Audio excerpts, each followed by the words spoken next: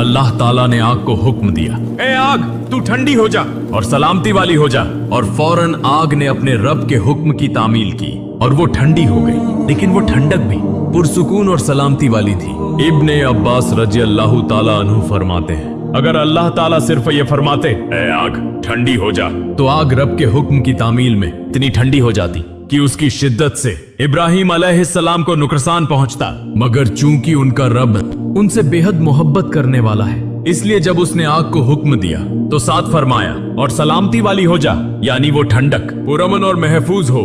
इसीलिए इब्राहिम अलैहिस्सलाम उस आग में भी महफूज और सलामती के साथ रहे।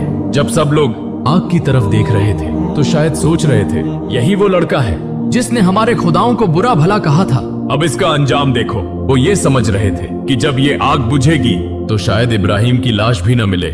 मगर उनके तमाम वहम व गुमान को तोड़ते हुए वही इब्राहिम अलैहिस्सलाम, जो एक पहाड़ की मानिंद दहक रही आग के अंदर फेंके गए थे, वो जिंदा सलामत, बल्कि बिल्कुल सही सलामत चलते हुए बाहर निकल आए। इस वाकये के बाद किसी में जुर्रत न थी कि इब्राहिम अलैहिस्सलाम को छू भी सके। सब लोग उनसे दूर दूर रहने लगे और उनके इस मुअजिजाती वाकये की शोहरत दूर दूर तक फैल गई। उस वक्त बाबिलोन के बादशाह का नाम था नमरूद।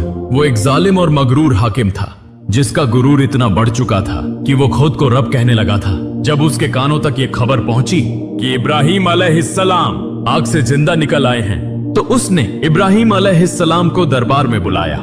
इब्राहिम अलैहिस्सलाम ने रियासती सतह पर तौहीद का पैगाम फैलाने का मौका पा लिया। नमरूद ने पूछा, तुम किसकी इबादत करते हो? अब तक जितने लोगों से नमरूद ने यह सवाल किया था, सबने एक ही जवाब दिया था, आप ही हमारे रब हैं, ए नमरूद। लेकिन जब यही सवाल इब्राहिम अलैहिस्सलाम से किया गया तो उन्होंने फरमाया, मेरा रब वो है जो जिंदगी देता है और मौत देता है। नमरूद इतना मुतकब्बिर था कि उसने कहा, जिंदगी और मौत तो मैं भी देता हूँ। फिर उसने एक मौत की सजा याफ्ता शख्स को रिहा कर दिया और एक बेकसूर शख्स को कत्ल का हुक्म दे दिया, और यूं वो जाहिर करने लगा कि जिंदगी और मौत उसी के हाथ में है।